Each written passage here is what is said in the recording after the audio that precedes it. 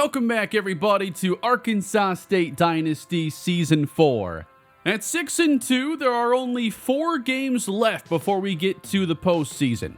And we're coming off our second loss of the year, a shocking game against North Texas, where we had no answers for their offense. 707 yards, I think, is the most I've ever given up in my life. Today we're trying to rebound after allowing nearly 500 yards of passing and over 200 yards of rushing. We also have a very banged up roster right now with wear and tear. Duncan Grant has taken a lot of hits, and we ran, 90 snaps last game, and he dropped back like 50, 60 times? Yeah, that is hard on a quarterback's body. We have a few players today that I might have to end up sitting or not playing a whole lot. Our linebackers after a busy game. BJ Wisevich and Grant Bierman are less than 100%. And I'd say that Duncan Grant is a true game time decision today. Because when we load into the game, oftentimes these wear and tear impacts just go away or they drop. I want to see where they are as soon as we load in. I know I want Grant in a good spot to finish the season and his career ultimately, so I'm not against playing Gerald Ogletree, who still has 2 more games where he can play and still be redshirted this year. So we'll see what I end up going with today. As we see now that playing style deal breaker is up to a C, as we've been throwing the ball a lot lately, racking up the yards. That last game helps because of how long and how many plays were run. The feedback I was seeing on the last episode was saying that maybe wear and tear has been too much lately.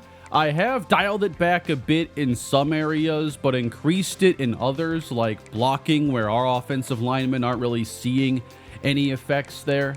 There's so many moving parts when it comes to the wear and tear, so I'm just trying to find a place in the game where we're having to make decisions, and I don't want it to be too much. I want it to feel like it matches what we're watching. I'm also looking to make a bit of a change at the tight end position, as Jabari Bush has dropped the ball 7 times this season. I think this has been a down year. Bush was really good for us last season, but he has not been able to hold on to tough catches in traffic. We're going to play a little bit of Leo Westerman today, and now he doesn't have the best hands either. He's had some more open drops. He only has a 74 catching. But one player who I think is going to see a big boost is Kiki McCracken. So my original plan was to redshirt him this year, but I couldn't actually do it because of how many tight ends are on roster. And so I knocked him down the depth chart, and he's been playing special teams. So he's played in every game this year, so I might as well see what we have with him.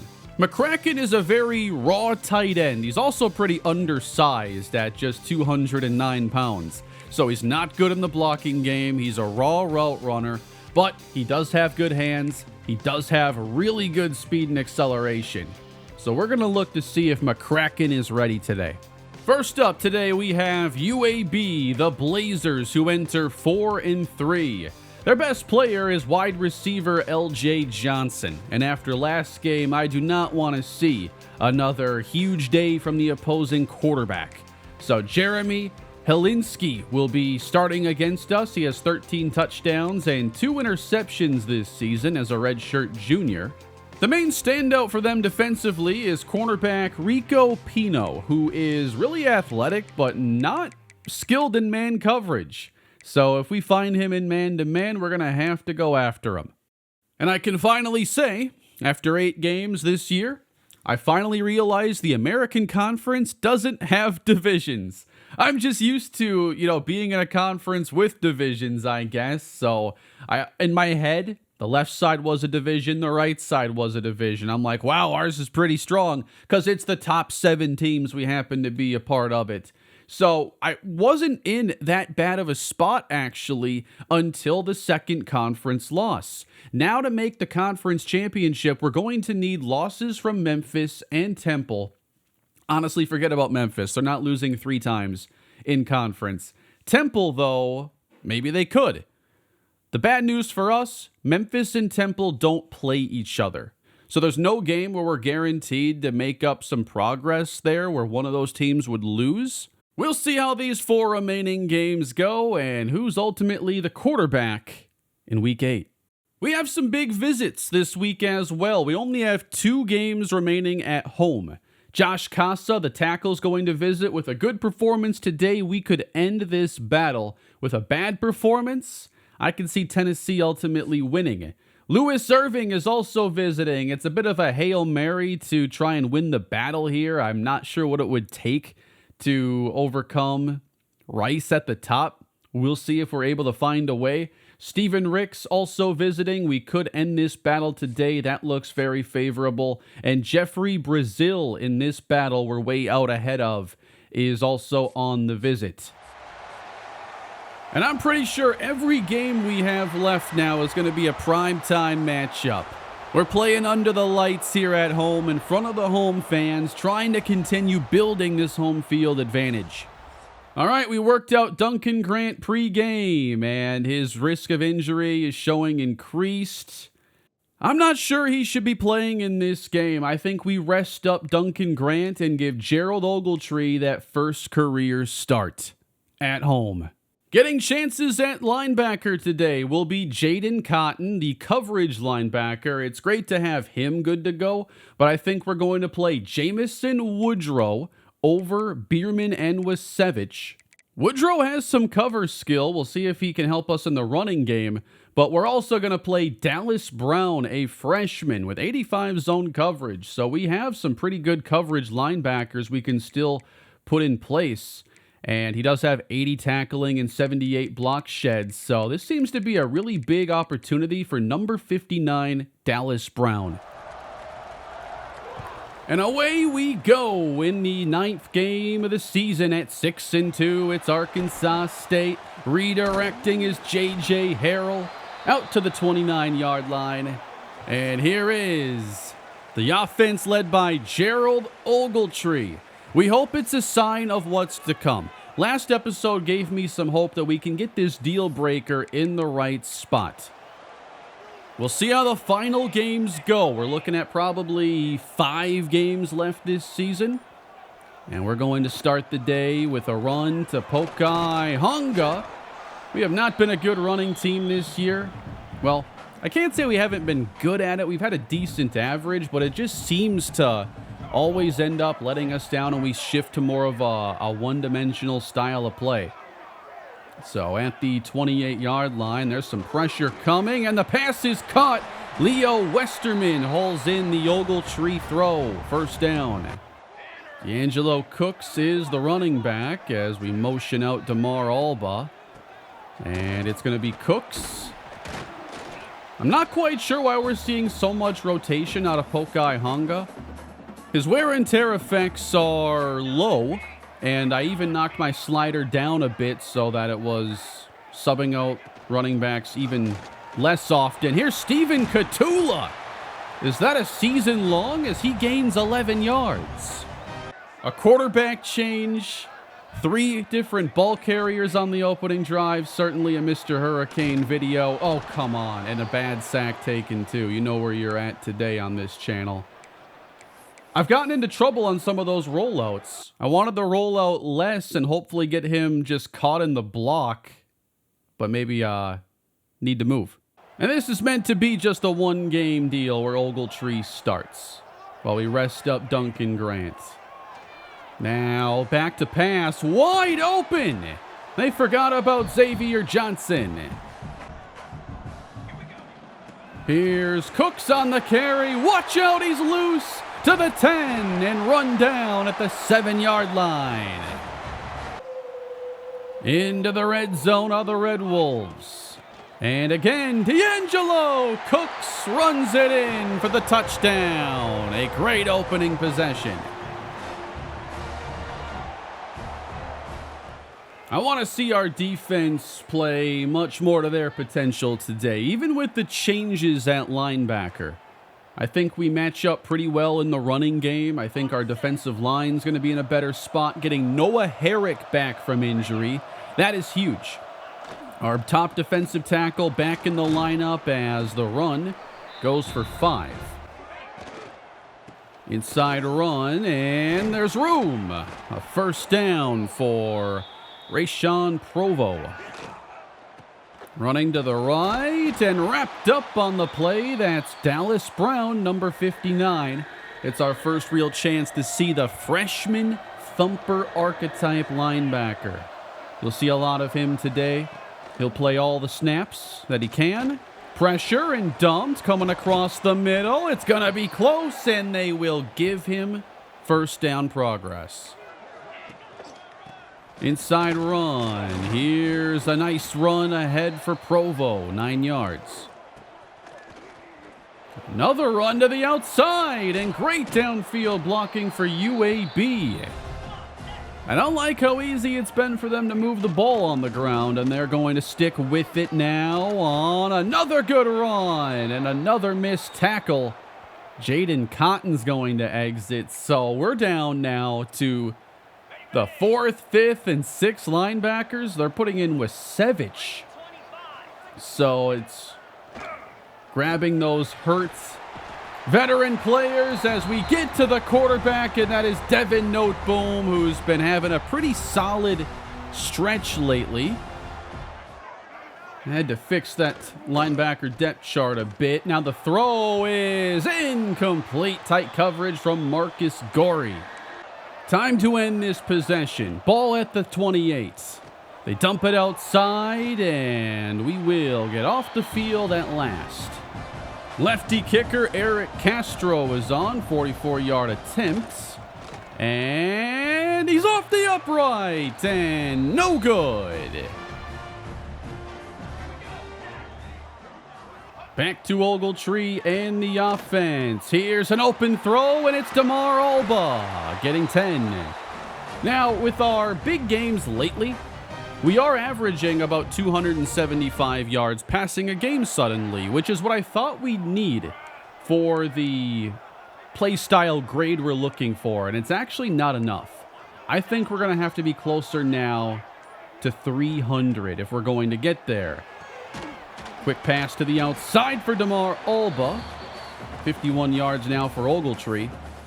And at this point, seeing us get somewhat close to the goal, we're a full letter grade away, but it's now within reach. I think you're going to see a lot of just airing it out, a lot of no huddle, trying to make this happen. I really want to make sure Ogletree comes back. And I want to see what he's all about here in a full game of action. That one's off the mark. Has some things to work on, and I do wonder, with normal development, what that looks like. His caps are in a good spot. His development, though, is just normal. So will we see a big leap freshman to sophomore? Not sure about that. Quick throw to the outside, and great hands from Alba. Pokai Honga back in the game, 3rd down, but we're going to flip it outside. It's an option. Honga to the 30 and brought down as we wrap up the opening quarter. We're going to roll to the right now. And coming across the field, Johnson unable to hold on. Blazers showing pressure. They were bluffing. Rolling. Lobbing. It is out of bounds. Had Westerman. And it's going to bring on the field goal team. Accuracy is a big reason why Grant has been our starter. His ratings are better than Ogletree's. Even throw on the run is better, which it hasn't even been the strong suit for Duncan Grant at all. Amaya's on to kick, and he splits the uprights again. It's 10-0. A quick throw, and Dallas Brown is there on the tackle. And we're trying to make this a quick possession for the Blazers. 3rd and 5. We send the rush. It doesn't get home, and they have it. First down.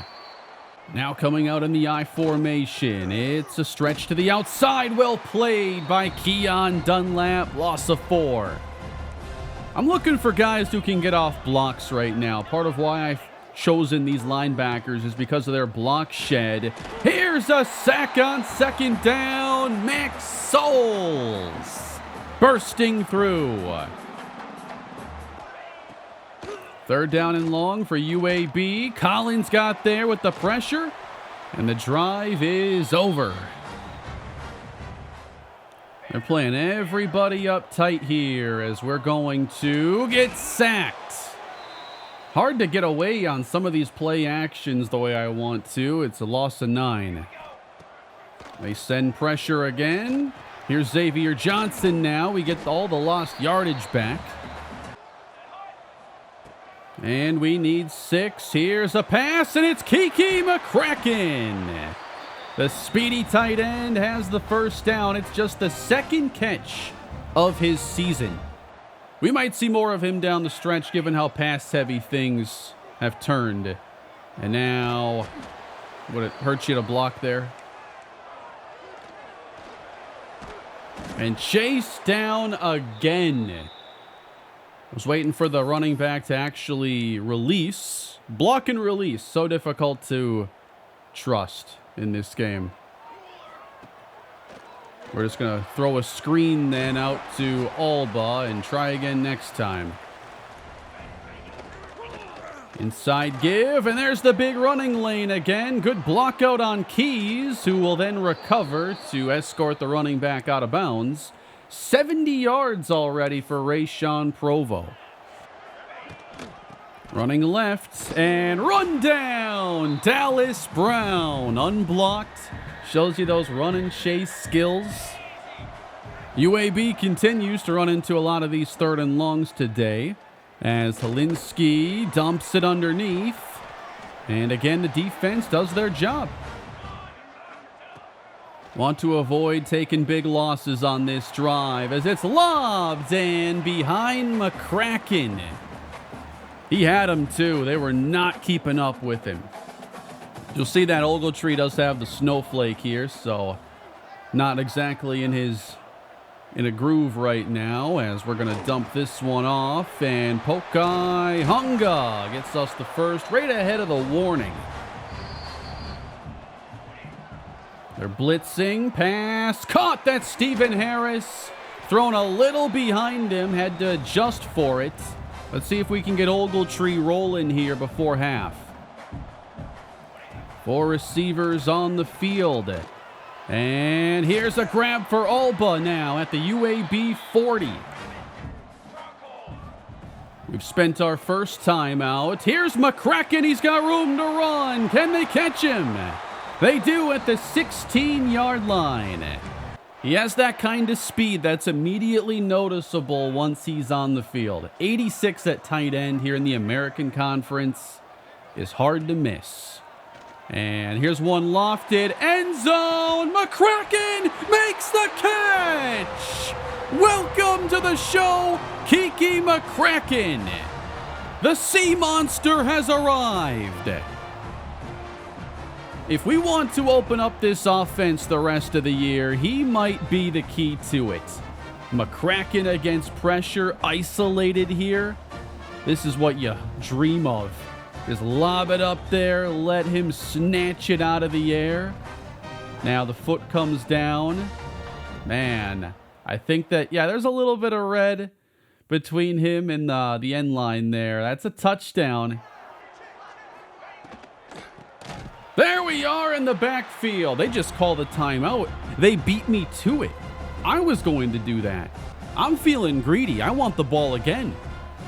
And they just made that a little more likely. Why would you call a timeout just to run it? Nice play there. That was Jamison Woodrow at linebacker who got in the mix. We're eyeing another possession now before the break. Direct snap. Heading outside, looking for a key block and not getting it. CPU doesn't always have the patience to maximize those types of runs. So we're out of timeouts. We're getting one more possession. Will they cover the Kraken this time? JJ. Harrell cuts it out. Back in. And is brought down at the 46.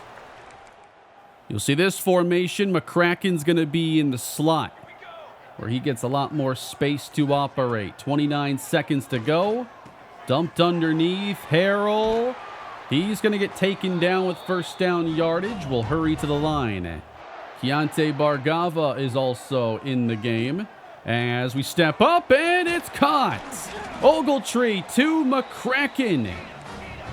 And hurrying things along again. 10 seconds left, no timeouts. This one's going to be lofted up in the end zone. Batted away from Alba. And that's where we'll end our efforts here. A field goal try, Clayton Amaya. And I saw Ogletree just over 200 yards passing in the first half. I think that was pretty successful. The fans are getting a show in this one, and Kiki McCracken has arrived. 5 catches, 70 yards, and a touchdown in his first half of major playing time. And of course, Gerald Ogletree getting us a glimpse of what could be if he does stick around beyond this season. UAB needs to get some offense going. They have the ball to begin the second half. Jeremy Heklinski has had a few good throws, but this offense has relied mainly on the running game to get him down the field. Great game for Rayshon Provo. We'll see how much they use him down 20. Provo straight ahead, bounces off, and still gets just one. Gonna load the box against these types of looks. They go offset eye. Heklinski, play fake to the fullback, trying to grab it with one hand. Don't think so. And now a more predictable third down as we send 5. And the pressure gets there. He's wrapped up. Charlie Collins with the drive-ending sack. JJ Harrell. Uh-oh. Down the sideline into Blazer territory. We have good field position. Changing the play here at the line, and they're moving their safeties around as we will throw over the middle behind Westerman, incomplete. I think the main thing for Ogletree, although like for a freshman he has really good accuracy ratings, there's still another level to reach. He's not quite an 80 overall quarterback yet. To the air, rolling right, and now running. He's going to be stopped. No, he's got it. I think I'm so used to certain games where it was like everything close was marked short, and now it feels like everything close is marked a first down. Play action. And now Hunga gets to the outside and makes the catch, getting first down yardage. Hunga stops and starts again. 8-yard pickup. Here's one. Back of the end zone for Johnson. Oh, he couldn't find the rebound. And on the keeper, it's Gerald Ogletree running it to the 5. Every time I call power read, I'm worried I'm going to screw it up. Goal to go, Red Wolves, as Westerman motions, helps lead the way, and Ogletree, maybe I shouldn't be running back to back. He felt pretty slow on that. Back to pass, and slinging it over the middle, Xavier Johnson, touchdown, Red Wolves. Gerald Ogletree's putting on a show.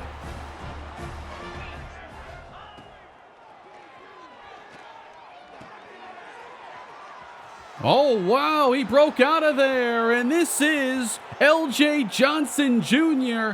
finally providing the spark the Blazers were looking for. Ran a pretty good route, and with just a little bit of space, you see what he can do. 20-point game in the third quarter. Here's a run. Sweeping is D'Angelo Cooks, and he'll use the entire width of the field to get the first down. On the screen, Keontae Bargava. He breaks outside to the sideline and run out at the 21. Gerald Ogletree at 258 yards now. And it's Katula fighting ahead, getting 9. Throwing. That's an accurate ball there. And the last thing we want to see right now is Kiki McCracken having a big injury. We'll see, though. Usually the injury timeouts don't really mean a whole lot, especially the first time they show up. So Jabari Bush is now in the game. Back to pass, throwing high. That really should have been a touchdown there. Back to pass, dumped. This is caught by Ringo, who takes it to the 1. That's Robert Ringo. Up 20. You know, I don't think we have to be too aggressive here with 1:35 to go in the third quarter. And it's flipped. Amaya, he's going to run and score the touchdown. The kicker just scored. Has that ever happened on the channel before? There was no one home. Clayton Amaya. And the Red Wolves extend their lead. That's hilarious. Did you fall for that one? Did you think I was kicking a field goal? Did that work on anybody? Up the seam, and Jolly just got destroyed. You got to make a play there, Devon Jolly. I feel like they've been targeting him in recent weeks. He hasn't really made too many plays on the football. First down, Blazers, pressure. Hecklinski gets it away, and it's a good pickup. Running right into both Dallas Brown and Noteboom, who makes the tackle. They set up a screen on 3rd and 3. Nice job spinning free from Devon Jolly. I feel like I need to see a good play from Jolly sometimes, too. There's just been too many negatives. Inside run, and a good block from the receiver to the 11 now. Inside run, and finding some space. Some good running there. 3rd down and 3. And Hecklinski scans. He's now pressured, and Collins brings him down. His 2nd sack of the game. 4th down and 12. They'll go for it. Hecklinski. It is bubbled. Oh my, you nearly gifted them a touchdown. Easiest interception Cameron Keys could have ever had. And that's why he plays cornerback. Devin Noteboom, your chance, buddy. Nope, can't do it. Off a Keys' shoulder. Just make a play, guys. I'm making a change at running back, and I'm going to put in Bradley Durham, one of the freshmen I've been redshirting. But I'd like to get a look now. Durham has 90 speed, 89 acceleration, a decent athlete with 70 break tackle. He has 79 juke as his best elusive skill and is a pretty good pass catcher. McCracken is off the field now. He might not play anymore in this one as Bush is going to make the grab and get a first. McCracken does have a serious injury. I think it was to his hand or something. Kind of weird how it happened, too, on a block during a drive he wasn't used all that much. Here's Ogletree. Downfield. Too strong. And now the run. The debut of Bradley Durham, number 26, and a good run of 10. One thing I have to do is check out some of the deal breakers on this team, too. I know that the running backs might not like a lot of what's happening this year if they have playing style deal breakers. I think one who does is Joey Colon, one of our depth running backs who is redshirted, I believe. This is going to be a screen now, and Alba will get us a couple more. So I want to give most of these late game chances to players who I think will stick around. I forget Durham's deal breaker. 3rd down and 7. No. That is incomplete. Wrapped up on the play, that's Woodrow in the backfield. We've had some really good reps. They've either been getting like 8+ or none. 2nd and 10. Open. That goes for a first down as Provo is shaken up. Almost got there with Noah Herrick, but UAB does get the first. Run down by Dallas Brown. As time is winding down in this game, we'll see if we get another possession. Ogletree's day is going to be done regardless. Bouncing off, tackled by Woodrow. They want to throw a screen. Got the block and the touchdown. Blazers find the end zone again. Coming out for the final 41 seconds, and we're going to try to pad a little bit of extra receiving yards here, or passing yards, and that's Bradley Durham. Coleman to the outside. Harrell's there. And maybe one more little dump off. And actually lost us a couple of yards. All right, that's the game. A very fun win for Arkansas State. We come into the game, play Gerald Ogletree, and the offense looked as good as they have all season. I think Kiki McCracken unlocked some things, and it was just a really good week to get some new faces on the field, and it turns into a 34-14 win. So the defense did end up bouncing back nicely, still gave up a good bit on the ground. Offense, meanwhile, very efficient on third downs. Ogletree, mostly effective. There were still some throws that I thought he could make. But he finishes with 279 yards and 2 touchdowns. Running the ball, not a ton of it for us, but it was also spread out. 7 for Honga. Ogletree had a couple designed runs. Cooks 51 on 4 carries. Durham and Katula had some rushes as well. And then Kiki McCracken, kind of the story of the day, I feel like, with his 5 catches and how impactful he looked. We're going to have a lot more of McCracken down the stretch. Dallas Brown racked up 15 tackles, 2 TFLs, making the most of this chance. Woodrow also had 9 tackles. Great win for Arkansas State, and we had a bunch of visits set up this week. Now, when it comes to wear and tear, one of the values I'm really trying to figure out is what I want the player recovery to be in-game, like how much of it I think there should be. Because I noticed that when I checked the depth chart in even like the second quarter, that Grant's wear and tear had gotten a lot better, and it would have been a lot more playable. Here's where Bierman and Wasevich end up, as they did have some improvement throughout the game. And I think there should be, some improvement if a guy sits for a little bit, but it's just what level is right. Because Grant started the day with -5 medium accuracy, -7 throw on the run. Do we think that amount of recovery in-game really makes sense when that's where he started the game?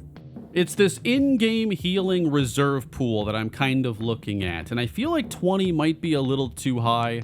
Maybe I try 15 and see what that looks like. It's also a little tricky when you have to balance per play, per timeout, per quarter. Probably going to knock down per play. I might go really low on that. I can understand like a halftime recovery being decent, so I'm not touching that right now. And you can see most of these sliders are far below default. I have hit stick at 50. I knock down normal tackle. This is the one that's happening the most often. So it's at 20, when 25 was where I had things when it was getting kind of tough for the quarterbacks. McCracken came out of that game with a shoulder, actually. Severe risk of injury on him. Kind of showed up suddenly. So let's sim and take a look at where things are in week 9. And if we get anybody in this recruiting class, because that was a great game for a visit. Here we go. Welcome Josh Casa. That's huge. 4-star tackle. And we're going to add in Steven Ricks, our second 4-star safety of the offseason. Marcus Funchess, he chooses Georgia. That was kind of to be expected that we would lose that battle. And we have been added back to the top 25. And now we have a bye week, which will give players an extra chance to get healthy. So we give these guys essentially a 2-week rest. Grant, increased risk of injury, not too bad. Should be even better post-bye week. McCracken's went from severe to high. And then Wasevich and Bierman are in a spot now where if we had a game this week, I think they'd be able to handle playing just fine. Casa is the first 4-star offensive player we've added this season. We're getting a tackle on this team for the future who is raw strength archetype and handles power really well. I think he's going to be excellent for us in the running game. And then Steven Ricks is our second 4-star safety, and I haven't scouted him or Ezekiel DeBeer, but they are both box specialist archetype players. I'm hoping we can add another 4-star tackle. I think that would give the offense a really good floor if we had reliable tackles going into next year. And look at the progress we just made here on Bradley Lane, and that's just with sending the house. We haven't even gotten to do any hard selling yet, so that feels like it's pretty good for us. The visit for Louis Irving went really well, and we now have this extended recruiting battle, it appears, against Rice. I guess we'll see how this next week goes. It seems to be the one that'll decide everything. And I've already run this one through the calculator, and sending the house is more beneficial. If we had a better pitch there, I think that we'd win easily, but we don't. I'm going to schedule Tyree Figueroa to our final home game. Thankfully, this bye week is now giving me the chance to actually do this. Just want to hold off Ohio State and Notre Dame, and also get this battle over with before the offseason.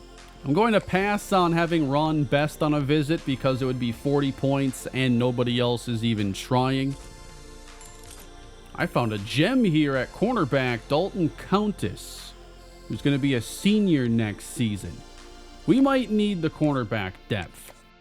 Past our late bye week now, into the final 3 games of the year, we'll add 4-star defensive tackle Jeffrey Brazil. Louis Irving has chosen Rice. It looks like we lost that one just barely.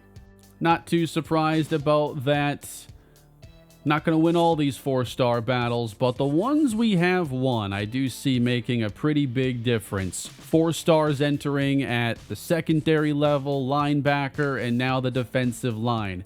Jeffrey Brazil will likely be a day 1 starter as a true freshman, and I think he has, the pass rush upside immediately, but even his run stopping with 84 tackle, 89 strength, probably isn't his strength right away, but I think that he'll be a really good player for us.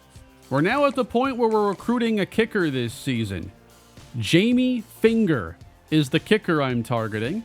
He's a power archetype with 91 power, 81 accuracy, and if we ever want to get tricky again, 70 speed. Doing some cornerback scouting, and I found a gem in Nate Hickok. I scouted 5 different corners, and I think he's the most intriguing. Best athlete, good press, gem. Probably needs some time with that 52 zone coverage, but we'll give him an offer. So, with a few weeks to go, our recruiting class now has 5 players, and they're all 4 stars, so our class ranks pretty well. In the American, there are a few more teams able to get 4 stars. Tulane, Rice, North Texas, and ECU all have 1. If we go to the Sun Belt, where we didn't see many 4 stars at all, there aren't any in this year's recruiting class thus far. So now we have ULM, Louisiana Monroe next. Pretty low-rated overall team here. They were locked into our schedule. This is not a game I had the ability to change at all, despite it being a non-conference game, keep in mind. So Duncan Grant, he's going to be good to play in this one. Ogletree will go back to the bench. He's now played in 3 games, so there's still 1 more game I could choose to bring him in. Now, if I'm not mistaken, in real life, the 4-game limit doesn't extend to the postseason, but I don't know what the rules are here in this game. Say if he had 4 games played and all of a sudden I wanted to play him in the bowl game, would I have that option?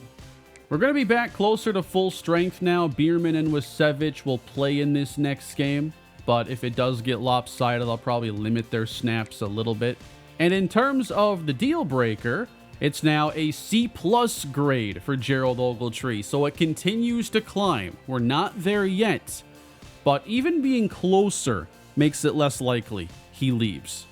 I remember you guys saying something about Noah Herrick's banked up skill points, and the reason why they haven't been spent is because he's reached every single one of his caps.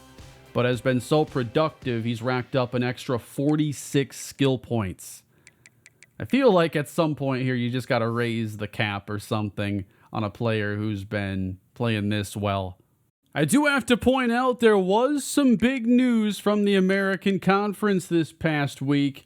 We have seen Memphis suffer their first loss, and Temple now leads the conference. Look, North Texas did it to them too. Nearly the same score. I'm telling you, if North Texas quarterback Drew Overton did not miss like 5 games, this is a conference championship playing team. He has 3 4-touchdown games on the season. One of them was against us. They were not the same team when they had to play their backup. But now that he's healthy, they're running through everybody. Here are his numbers in 5 games against the backup. 15 touchdowns, 2 interceptions compared to 7 touchdowns, 3 picks. 10% better completion percentage, over 300 more yards, and they are 4-1 in his starts. So I still don't think it's all that likely we make it to the conference championship, but there's still a chance. And I would love to at least be in a position where our final game of the year in Appalachian State carries a lot of weight. They're competing for a conference title spot right now. We'll see them in just a few games. And it's senior day, everybody. We had to make sure Duncan Grant was ready to go for his final game, potentially, at home. And he's helped lead this team the last couple seasons. We had a great undefeated regular season a year ago. And now, hopefully, I can do a better job of keeping him upright and not so banged up so he can finish out the season. Louisiana Monroe, the Warhawks, have come to Jonesboro, and we are underway. I actually recognize more of this roster than I thought I would as B.J. Wesevich flies down to make the tackle. For ULM, the quarterback is Rich Bellin. I know we've faced him before. Desmond Dobbs is the top receiver. I recognize him. And we'll see if this offense is able to find some footing against a defense that now has Noah Herrick back. Grant Bierman, B.J. Wesevich were full strength there. And the first play's a throw. A big one, too, as they get the better of Marcus Gorey. Empty for Bellin, 1st and 10. He's under pressure and run down by Charlie Collins. Oh, we have a visiting recruit, Tyree Figueroa, a Mike linebacker. I'd love to add a couple safeties and a couple linebackers here, all 4 stars to the class. Backed up now on 2nd down. Here comes Collins on back-to-back plays. This season, we have not seen him put together, those 2, 3, 4 sack games very often. How about 2 plays in a row? He tackles Bellin for loss, and now 3rd down, 26. He almost got there again. And we'll send out the offense now following the punt. Returnable. J.J. Harrell starting left, cutting back. Across the 40 to set things up for quarterback Duncan Grant. And the plan remains the same. Continue to air it out. Welcome back, and on 1st down, he's going to hook up with Kiki McCracken. You serious? They got a guy with 18.5 sacks? Is that for real? Watch out for Nicholas Clayton then, I suppose, over on right side of our line. Play action. Grant. Run down. This time the ball's out and complete to Leo Westerman. We're officially using 3 tight ends, 3 different running backs, sometimes 4. Everybody's getting involved, and it's 3rd down and 8. Playing pretty soft, and we'll take advantage of that. Taking what they give us there, Westerman. Out the gate throwing. Another completion now. Xavier Johnson. And it's 10 more. Foot on the gas for Duncan Grant. Blitz sent. Wide open in the void. J.J. Harrell. 54 yards passing for Grant. We ain't done. And he throws outside. This time Westerman wasn't ready. I think I threw that before the timing was quite right, but he was open. I throw it when they're open.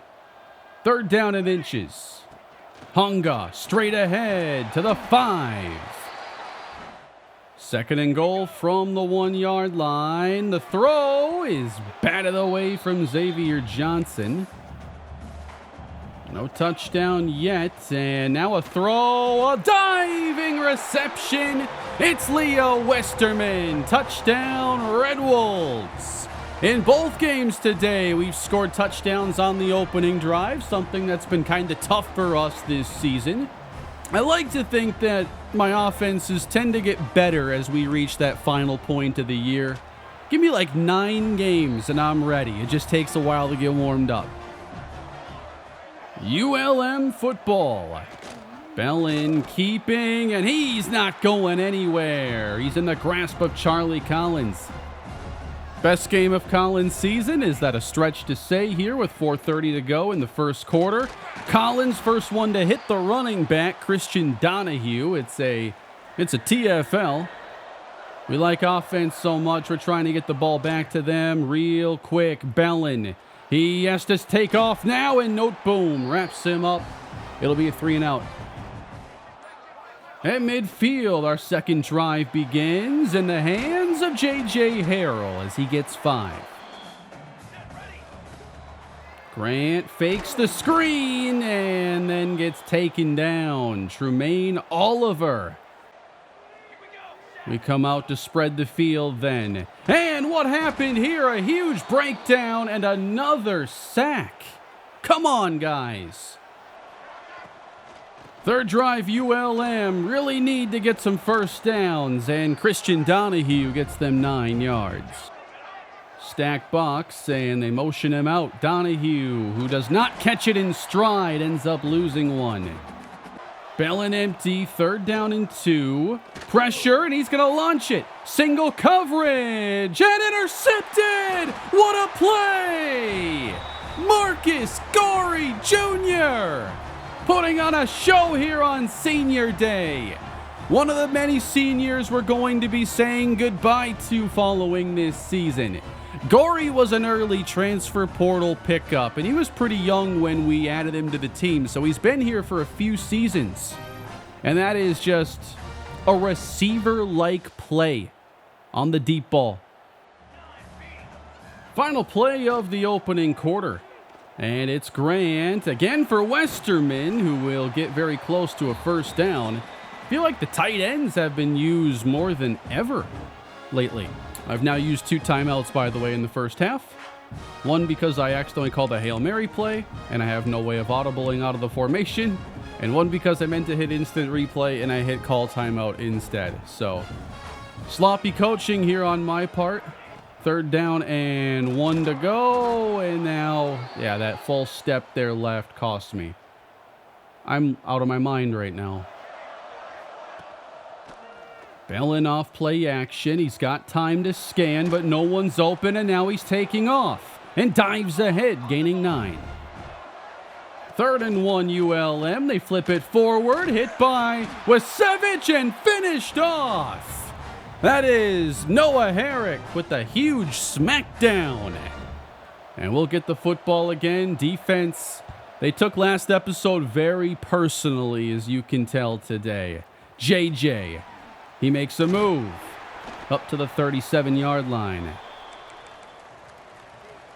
Got to play our game now offensively as we got Bargava sweeping to the right. He gets 1. It's a quick hitter in there for Xavier Johnson, a mid-screen, 5 yards. 3-3-5 defense. And rolling here, Grant downfield and caught, finding Xavier Johnson. Didn't hit him at the right time, but he was even more open later in the play. So all works out that time to the 33. And the ball's out on time now. It's Alba to the 10 and the touchdown. A quick slant and a quick run to the end zone makes it 14-0 Red Wolves. I'm now using this subs menu to handle wear and tear subs a lot faster. It is pretty handy for that. So limiting some of the snaps right now on Grant Bierman. And especially if this stays, with us in control, I don't think he's going to have to play an awful lot. But Rich Bellin, he can play. Here's a bubble screen. Good tackle from Wisham.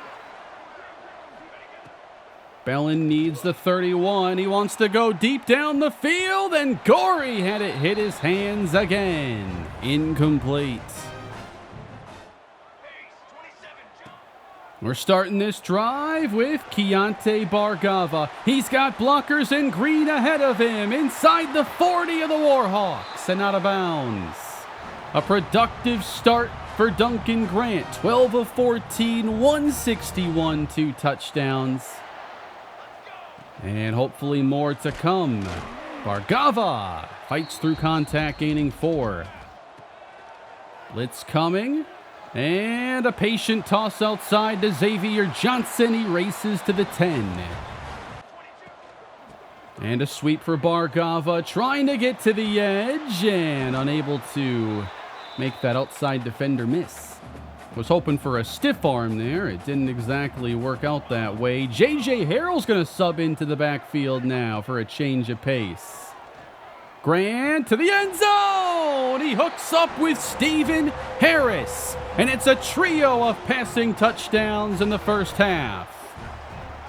If there's any area Grant has an edge right now over Ogletree, it's just with his accuracy from play to play, throw to throw. Grant's been very sharp. Should this game stay lopsided, I don't anticipate using Ogletree. I think I would play Rashawn Coleman and save that final game of eligibility for one of the final 2 weeks. Especially going on the road. You just never know. Those games can be tough. And if, Grant were to get banged up or anything, you want him to have his eligibility ideally for that spot. So 21-0 all Ark State, and here's a good run for Donahue as the Warhawks look for any glimmer of hope. Play fake Bellin. He wants to go deep, but how about to the outside receiver by himself? Near midfield goes Tim Sauer. Here's a room straight ahead for Donahue, getting the first down. Back to the air, and in front of Gorey, there's a catch. Now, I might end up using this final timeout to make sure we can squeeze one more drive out of this. We'll see how they manage it all. Noah Herrick! Nowhere to go. 3rd and 5. It's Bellin. Steps up. Can he get there? He does! Makes a move! Runs to the 10. The way he made that move without losing speed was impressive. All the way to the 7, it's goal to go. They're right to dial down the speed here and drain that play clock. Dumped. Collins, another TFL. If I'm ULM there, you let the clock run down to about, 25-ish seconds and then spend your timeout maybe. You don't need much more time. Bellin now trying to cap the drive off, dances away, slides, and they'll call a timeout. 3rd and goal, comes down to this one. Bellin upfield, he's hit down at the 4, and I have no timeout remaining. That's my own fault. I literally burned 2 of them. That's just poor game management on my part to waste those timeouts early. So it's 21-3 as we approach the break. Don't worry, everybody. I am an S-tier stat patter. It's going to be a screen. Hunga. That's the first half. I like where the offense has been lately. Maybe playing these pass-heavy games lately. I had to go through a couple tough ones, but, Today it's been rather smooth. I think the tight ends have been a big part of it. Just having those quick options that have been pretty reliable in this episode. A run to start the second half as Keontae Bargava will get 5. Been enjoying using him more and more in the offense. Getting kind of a glimpse of what the future may be. I could see him being our best running back going into next year. As we're going to again beat the blitz with the tight end Westerman. 207 yards now for Duncan Grant. Quick bubble screen to the outside. No, a foot race. They got to deal with Bargava. I'm sorry. Alba this time. Well, both of them. This time it's Bargava on the draw play. Gain of 8. Back to pass. Lobbed up. He's open, but overthrown. Alba, intended receiver. Throwing on third down. Oh, it was right in the hands of Alba. We leave the offense on. We're going for it on 4th and 2. Looking to get this ball out quick. Incomplete for Xavier Johnson. And the ball goes to the Warhawks, down 18 points. Running, and Herrick is there, not letting him escape. Bellin back to pass. Uh-oh, pressure forcing him out, and there's all kinds of room now as he gets the first. Stuffed on the inside give by Jamison Woodrow. Herrick was there. Our run defense has looked much better in this game. I think the D-line's making much more of an impact fighting through blocks. Bellin now on second down. He'll settle it underneath. Hoping to make him hold on to this ball just a little bit longer.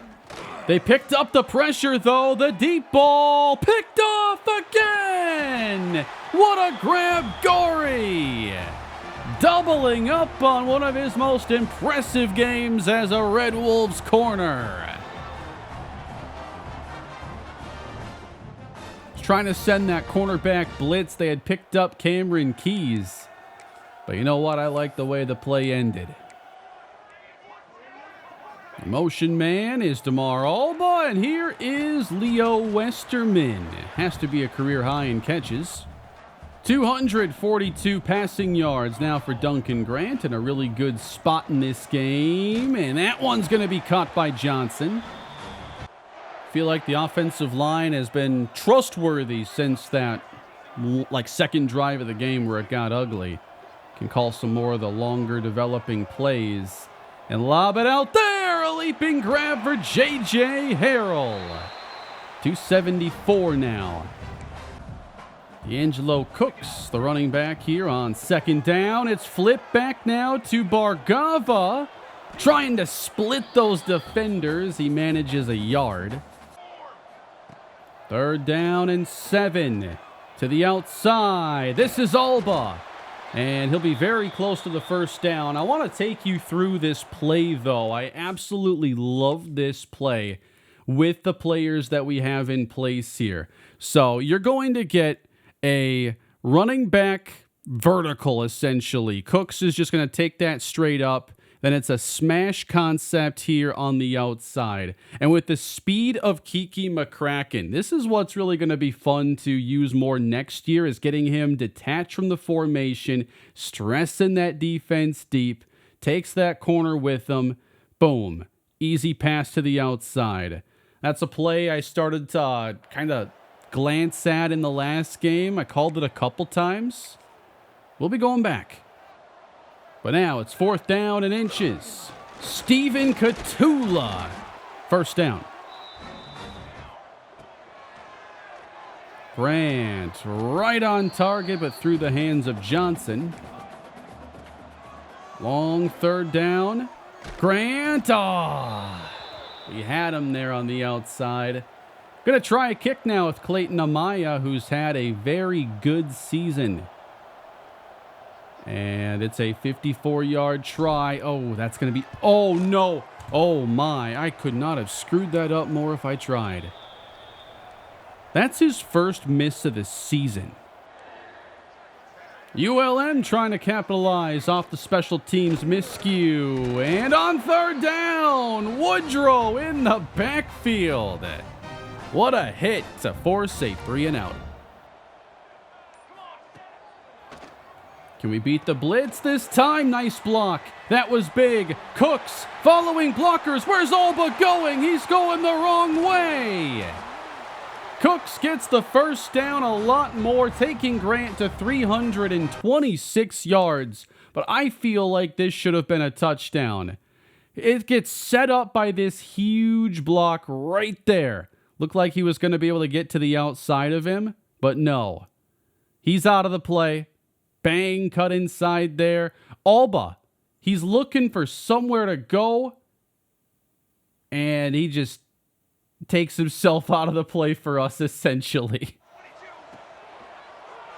Back to pass. Alba on the outside. Everything's just clicking right now, man. Timing feels good. This feels like a very dangerous team right now. Grant comes into the fourth quarter very hot. Catula's going to grind out that first down. We've never done this before. This is 3 tight ends under center. We're going to stay in the formation. A couple of fakes. And then swing it out to Xavier Johnson, who starts to favor his back after the tackle. Facing third down. There's some pressure on the way. And I missed my chance there. I had it on the left, just panicked and got away from it. Kind of saw it out of the corner of my eye that I could have gone there. All right, redemption time for Clayton Amaya. After a 54-yard miss. That one's good. Bellin play fake. And he's in trouble. Oh boy, that pass falls incomplete. 72 yards passing, 71 yards rushing. What a day for the defense. Ain't nothing coming easy. And we've taken the ball away twice. Bellin fakes. Has an open man. It's caught for a first. Here's Bellin, and he gets it away just in time. This will take the Warhawks to the 50. Pressure coming. That's knocked down. I think Woodrow has managed to make an impact today, filling in often for Bierman. 2 TFLs, a deflection there, and man coverage. That's always got to catch your attention when it's 10-plus yards downfield.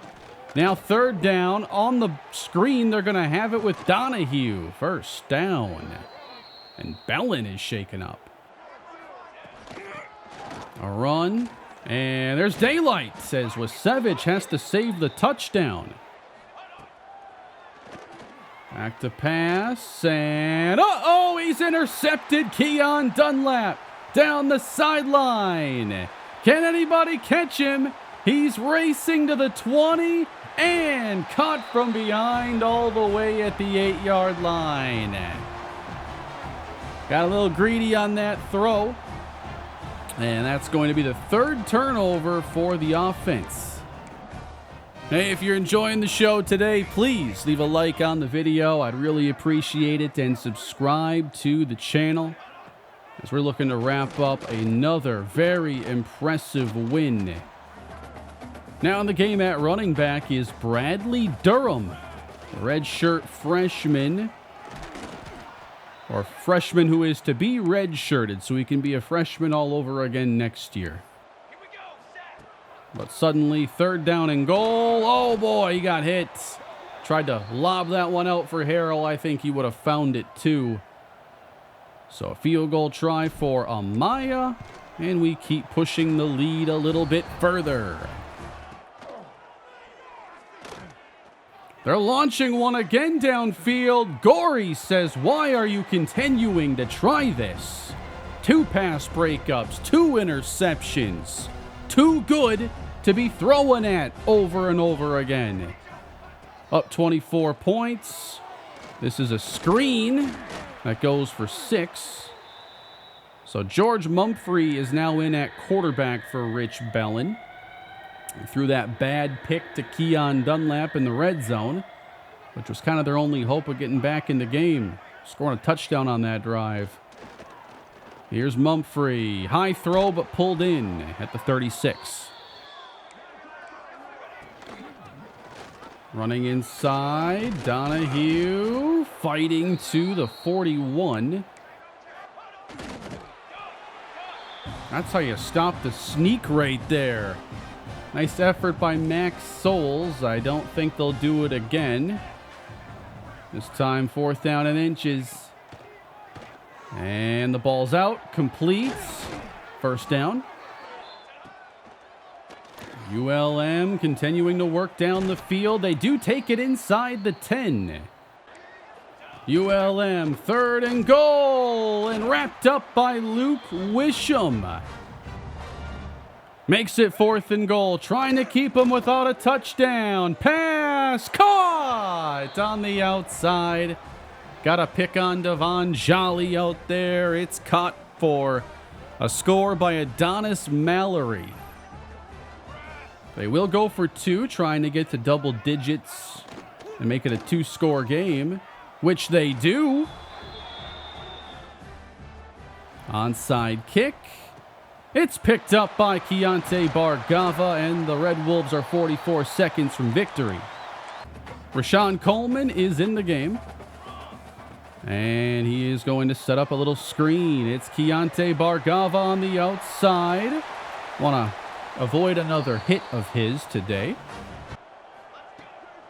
But now giving to Bradley Durham.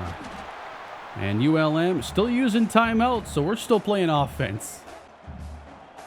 Not too much, though. We got plans for the postseason.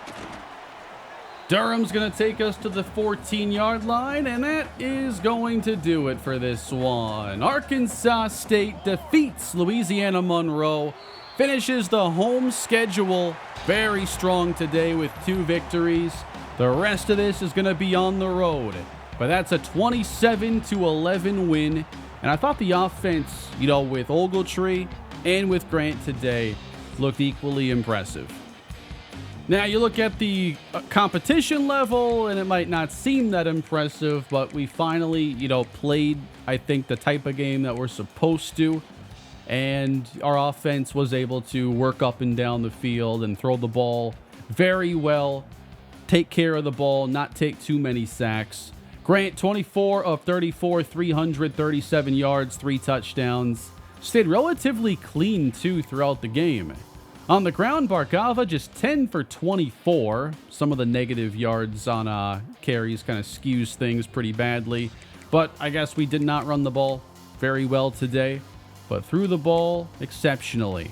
Just 1 catch for Kiki McCracken as he still works through his shoulder injury. But I thought Westerman did a really good job. We had a sack and a half for Charlie Collins, 5 TFLs for him and Noah Herrick, 3 interceptions. I'm excited to see this team play out the final games of the season. We've added Mike linebacker Tyree Figueroa to the recruiting class, the Youngstown, Ohio native. We're up to number 16 in the polls. We had gotten up there pretty good and then taken those losses sent us tumbling, but we're back. Let's check that conference schedule or standings now. Temple still 5-0, App State 5-1. What happens if we beat App State? Memphis could be in there. It could be a multi-team tie. We'll see. 2 games left. Our team-wide wear and tear is in a good spot. Also going into our next game, I think that one of the main players to keep an eye on is going to be wide receiver Xavier Johnson with the increased risk of injury. Grant Bierman also has increased. And for Duncan Grant, it's sitting at low right now. That was a pretty solid game for just keeping him ready to go for the next game. Now the recruiting class has 6. 5 of them on defense. Tyree Figueroa. We're going to get a thumper linebacker now with 80 speed, 91 acceleration. Excited about that. Just like Ahmad Tiffin. He has 3 down skills, probably a better run defender early on. Not the fastest, but with the acceleration, I think that makes a big difference. We're going to want to find someone who maybe specializes in coverage and has a little bit more speed, I think. But I'm excited about the pieces already in place. I think that this set of players is going to keep us from being too aggressive in the transfer portal, as I will be looking to finally develop young talent that has high ceilings that we've recruited. So let's see how the rest of these battles are going. Najee Willies, I haven't really been going for him in this battle. Really good pass protector. Do we make a late push? It probably wouldn't hurt. We have the points to at least attempt it. I could even justify putting some points into this battle for Antonio Weil, just because no one else seems to be all that aggressive right now. Oklahoma and SMU have given him offers. Meanwhile, Ron Best has received late offers from Texas and North Texas. You're a little late, guys. He's nearing the finish line. Hopefully we can get there by the end of the season. Houston has offered to quarterback Alan Breida. And this one's still early to where I could see them getting into this battle a bit more. We are in first place for Bradley Lane, but look how competitive it is, and those teams have pipeline advantages against us. So we're going to need to hope that our pitches are in a good spot. And I know at least 2 of them are. Let's see if we can narrow it down. This might be it right here, but also could be house call. You know, do 4-star players want brand exposure more often? I believe so. I'll guess right now it's aspirational goals. We'll see if I'm right. Kicker Jamie Finger, too early in the process. Cornerback Nate Hickok puts us above Georgia, who hasn't offered. And I'm hoping we can add him as a developmental corner. Here is Sam Phoenix, a tight end that I just scouted. Decent route running, pretty strong, 80 speed. We're also going to scout Jamie Hazelwood, 75 speed, not as good of a blocker. I'm a little intrigued here with Sam Phoenix. Our final 2 games this season are going to be on the road against ECU and Appalachian State. ECU has not fared that well in the conference this season.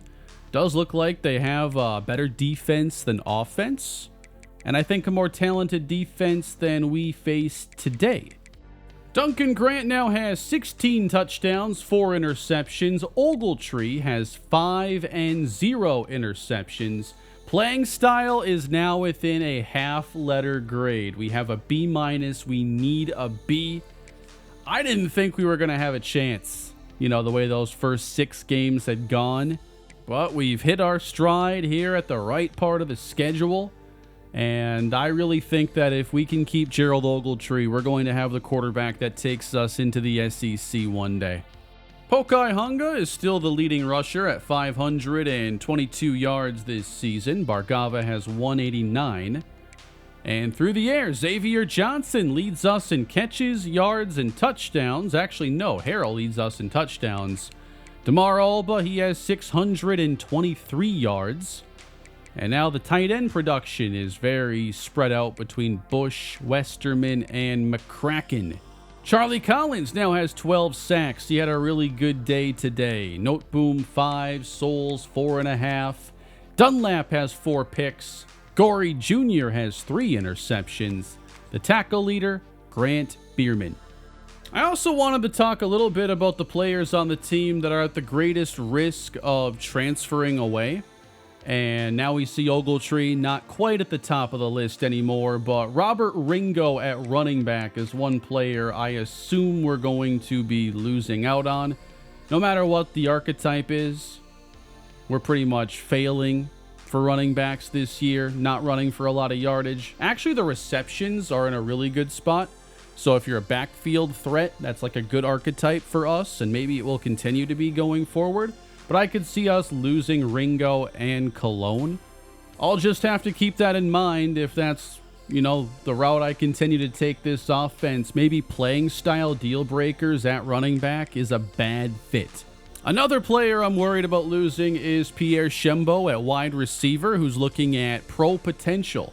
And he'll make his decision before perhaps Xavier Johnson has a chance to get taken in next year's draft.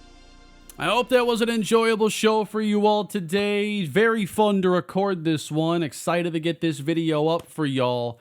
Leave your thoughts down below in the comments section, and it looks like next time we're wrapping up this regular season to see what is next. Have a great day. I'll see you next time.